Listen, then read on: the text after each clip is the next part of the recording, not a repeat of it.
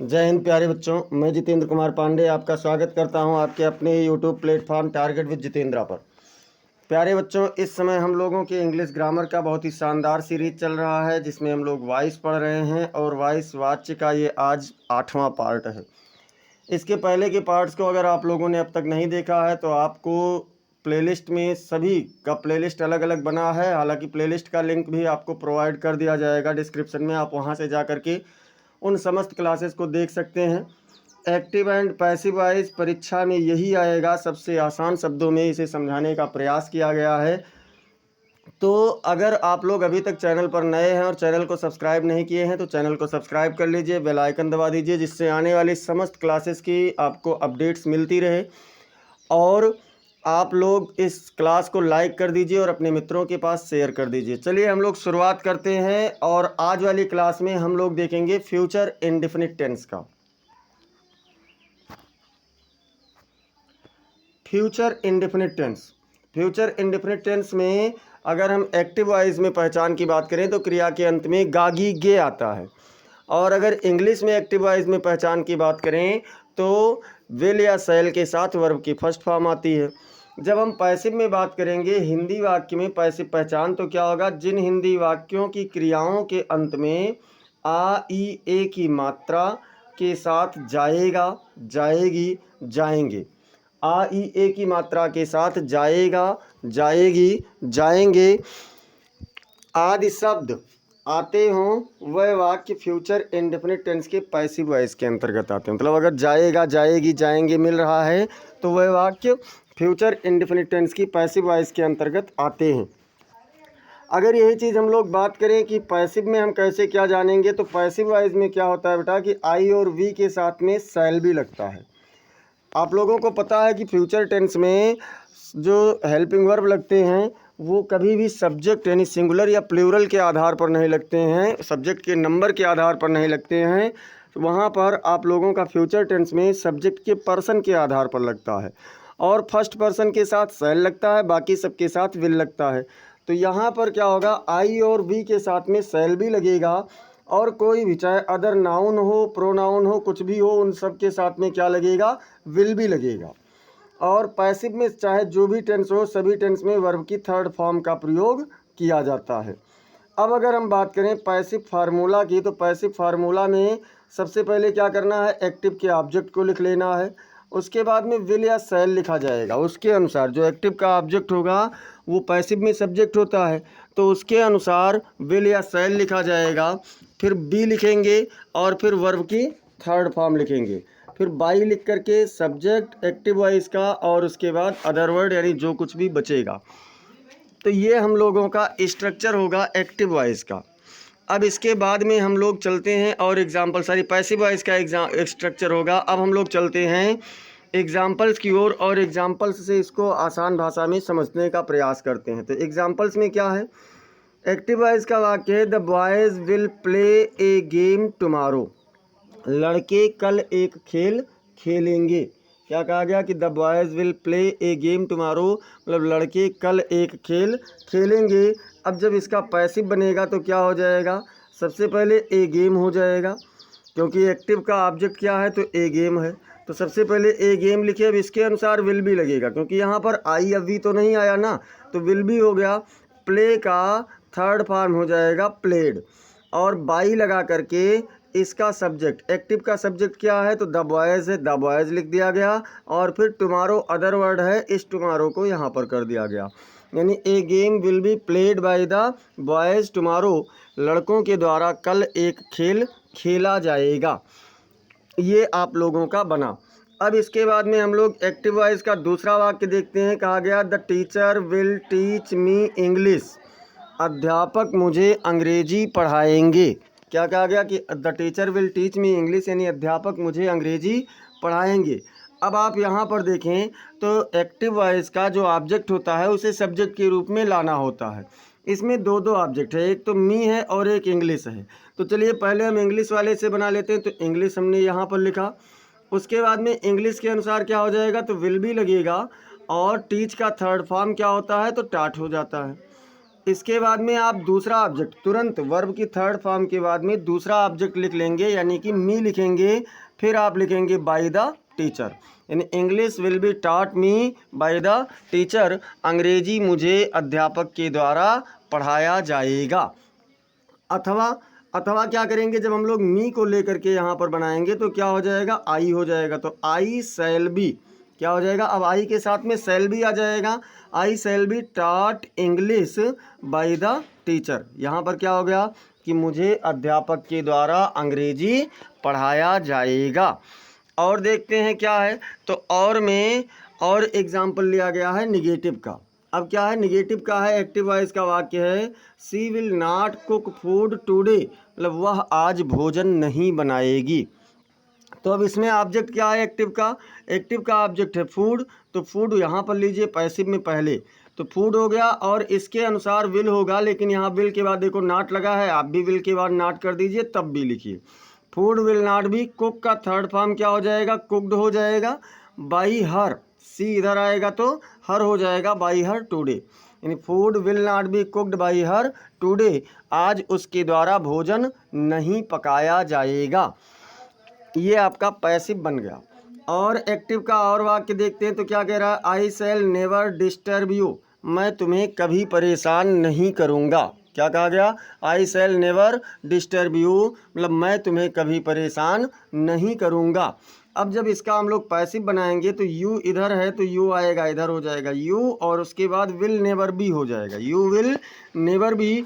Disturb का third form disturbed हो जाएगा, बाई लिख करके आई इधर आएगा तो मी हो जाएगा, यानी you will never be disturbed by me, तुम मेरे द्वारा कभी भी परेशान नहीं किए जाओगे। ये आपका इसका पैसिव बना। और देख लेते हैं तो और क्या है बेटा, और है कि will you call me in your village, क्या तुम मुझे अपने गांव में बुलाओगे। क्या कहा गया, will you call me in your village, क्या तुम मुझे अपने गांव में बुलाओगे। तो इसका जब पैसिव बनेगा तो क्या हो जाएगा, शैल हो जाएगा, उसके बाद में आई, क्योंकि मी जो इधर है जब मी इधर आएगा तो आई होगा, तो इसलिए शैल लगेगा, शैल आई बी। कॉल का third form called by you in your village, क्या मुझे तुम्हारे द्वारा तुम्हारे गांव में बुलाया जाएगा। ये इसका पैसिव बना। और देख लेते हैं तो हम लोगों ने इसके पहले वाले पेज में निगेटिव और इंट्रोगेटिव देखा, यहाँ पर इंट्रोगेटिव के और सेंटेंसेस को देख लेते हैं और कंफर्म हो जाते हैं। तो इंट्रोगेटिव का और सेंटेंस क्या है बेटा, जैसे एक्टिव वाइज में कह रहा है कि shall we play any game, क्या हम कोई खेल खेलेंगे। तो अब इसका पैसिव क्या बनेगा, तो देखिए यहाँ पर ऑब्जेक्ट क्या है, एनी गेम है, तो इसके अनुसार विल आएगा तो विल एनी गेम बी हो जाएगा। प्ले का थर्ड फॉर्म प्लेड हो जाएगा, बाई अस हो जाएगा, यानी will any game be played by us, क्या हमारे द्वारा कोई खेल खेला जाएगा। फिर अगला क्या कह रहा है एक्टिव वाइज में कि when will you tell me the story. यहाँ भी देखिए डबल ऑब्जेक्ट है, एक तो मी है दूसरा स्टोरी है। पहले जो पैसिव बना रहे हैं वो व्हेन और हम मी को लेकर के बना रहे हैं, तो क्या हो जाएगा शैल, अब मी इधर आएगा तो आई हो जाएगा, शैल आई बी। टेल का थर्ड फॉर्म क्या हो जाएगा, तो टोल्ड हो जाएगा। द स्टोरी दूसरा ऑब्जेक्ट तुरंत इसके बाद में लिखेंगे, फिर बाई यू लिख देंगे। अथवा मान लो आप इस तरीके से नहीं बना रहे हैं और आपने इस तरीके से बना दिया है कि व्हेन विल द स्टोरी, मतलब दूसरे ऑब्जेक्ट को लेकर के, तो when will the story be told me by you, मुझे तुम्हारे मतलब कहानी तुम्हारे द्वारा कब सुनाया जाएगा। तो ये भी आपका हो जाएगा। दोनों में से आप चाहे जो भी तरीका बनाएंगे दोनों तरीका आपका सही होगा। अब हम लोग और देख लेते हैं हु वाले वाक्यों की पैसिव। तो हु वाले वाक्यों की पैसिव फार्मूला में क्या करेंगे बेटा, तो सबसे पहले बाई होम लिखेंगे, बाई होम के बाद में विल या शैल ऑब्जेक्ट के अनुसार लिख करके फिर बी लिखेंगे और फिर वर्ब की थर्ड फॉर्म लिखेंगे। बाई होम विल या shall plus object plus be plus verb की थर्ड फॉर्म, और उसके बाद में जो कुछ भी बचेगा उसे लिख देंगे। अथवा क्या करेंगे कि हु लिखेंगे, फिर उसके बाद में विल या शैल लिखेंगे, उसके बाद में ऑब्जेक्ट लिखेंगे, ऑब्जेक्ट के बाद फिर बी लिख करके वर्ब की थर्ड फॉर्म बाई। अब देखो यहाँ पर हमने बाई पहले लिख लिया था तो इसलिए वर्ब की थर्ड फॉर्म के बाद यहाँ बाई नहीं लिखा गया, लेकिन इसमें बाई पहले नहीं लिखा गया है तो इसमें वर्ब की थर्ड फॉर्म के बाद में बाई लिखा जाएगा। चलिए इसके भी एग्जाम्पल्स से समझ लेते हैं और इसके एग्जाम्पल्स को देखते हैं कि क्या कह रहा है। तो इसका एग्जाम्पल्स कह रहा है कि who will call you here, तुम्हें यहाँ कौन बुलाएगा। क्या कहा गया कि तुम्हें यहाँ कौन बुलाएगा। अब जब इसकी पैसिव बनेगी तो देखिए हमने सबसे पहले क्या किया, बाई होम लिखा। यू इधर आएगा तो इसके अनुसार विल लगेगा, तो विल यू बी, काल का थर्ड फॉर्म क्या हो जाएगा, कॉल्ड हो जाएगा, हियर हो जाएगा, यानी by whom will you be called here, तुम यहाँ पर किसके द्वारा बुलाए जाओगे। और दूसरा देख लेते हैं तो क्या है, who will not help me, मेरी मदद कौन नहीं करेगा। क्या कहा गया, who will not help me, मतलब मेरी मदद कौन नहीं करेगा। तो अब इसका पैसिव क्या बनेगा, हु, हमने हु से ही बना दिया, बाई होम नहीं लगाया, तो क्या हो जाएगा, who shell I not be helped by, who shell I not be helped by, ये भी आपका बन सकता है। चलिए अब और एग्जाम्पल देखते हैं कि डायरेक्ट अगर हमें पैसिव वॉइस का वाक्य ट्रांसलेशन के लिए मिल जाए तो कैसे बनाएंगे। तो अगर डायरेक्ट आपको पैसिव वॉइस का वाक्य मिल जाए तो उसमें घबराना नहीं है। जैसे कहा गया कल अंग्रेजी पढ़ाया जाएगा, भैया किसी के द्वारा पढ़ाया जाएगा ना, ये चीज़ नहीं दर्शाया गया कि किसके द्वारा पढ़ाया जाएगा। तो सबसे पहले क्या पढ़ाया जाएगा, तो अंग्रेजी, यानी ऑब्जेक्ट हमें मिल गया तो क्या करेंगे, इंग्लिश, उसके बाद में इंग्लिश के साथ में विल भी लगेगा, फिर वर्ब की थर्ड फॉर्म टॉट, और किसके द्वारा है ये तो बताया नहीं गया, तो क्या करेंगे, टुमारो कर देंगे, English will be taught tomorrow, यानी कल अंग्रेजी पढ़ाया जाएगा। और देखते हैं तो और क्या कह रहा है, उसे यहाँ नहीं बुलाया जाएगा, तो किसे नहीं बुलाया जाएगा, उसे, यानी ही लिखेंगे, फिर विल नॉट बी लिख देंगे और कॉल्ड हियर कर देंगे, he will not be called here, यानी उसे यहाँ नहीं बुलाया जाएगा। और देख लीजिए क्या तुम्हें फिर से बताया जाएगा, जैसे पूछते हैं ना कि क्या बार बार तुम्हें बताया जाएगा, तो क्या करेंगे, सबसे पहले किसे बताया जाएगा, तो तुम्हें, यानी इसके अनुसार क्या लगेगा, तो विल लगेगा, विल यू बी, और बताना का टेल होता है, टेल का second third form told again, will you be told again, क्या तुम्हें फिर से बताया जाएगा, ये आपका बना इसका। और देख लेते हैं तो और में क्या कह रहा है बेटा, और वाले में है कि उसे क्यों पीटा जाएगा। जैसे क्या कहा गया कि उसे क्यों पीटा जाएगा, तो इसमें क्या करेंगे, सबसे पहले व्हाई लिखेंगे, उसके बाद में किसे पीटा जाएगा, तो उसे, यानी कि ही लिखना है, तो उसके अनुसार विल लिख करके विल ही बी बीटन, यानी why will he B beaten, उसे क्यों पीटा जाएगा। और देखते हैं तो क्या कह रहा है, इस बच्चे को क्यों नहीं पढ़ाया जाएगा।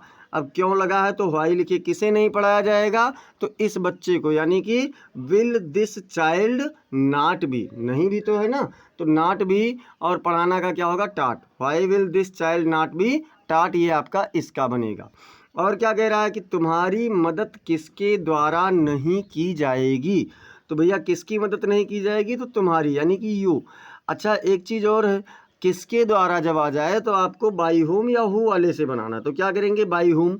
अब तुम्हारी के लिए यू लिखेंगे तो will you not be helped, by whom will you not be helped, यानी तुम्हारी मदद किसके द्वारा नहीं की जाएगी। ये आज हम लोगों का फ्यूचर इंडेफिनिट टेंस का, मतलब ये फ्यूचर इंडेफिनिट टेंस का हुआ। और अगर आप लोग बेटा अब तक चैनल को सब्सक्राइब नहीं किए हैं तो चैनल को सब्सक्राइब कर लीजिए, बेल आइकन दबा दीजिए, जिससे आने वाली समस्त क्लासेस की इम्पोर्टेंट अपडेट्स आपको मिलती रहें। क्लास को लाइक कर दीजिए, इसे आप अपने मित्रों के पास शेयर कर दीजिए, और साथ ही साथ कमेंट सेक्शन में आप लोग ज़रूर बताएं कि आपको क्लास कैसी लगी। तो मिलते हैं फिर अगली क्लास में आप लोगों से, तब तक के लिए जय हिंद जय भारत।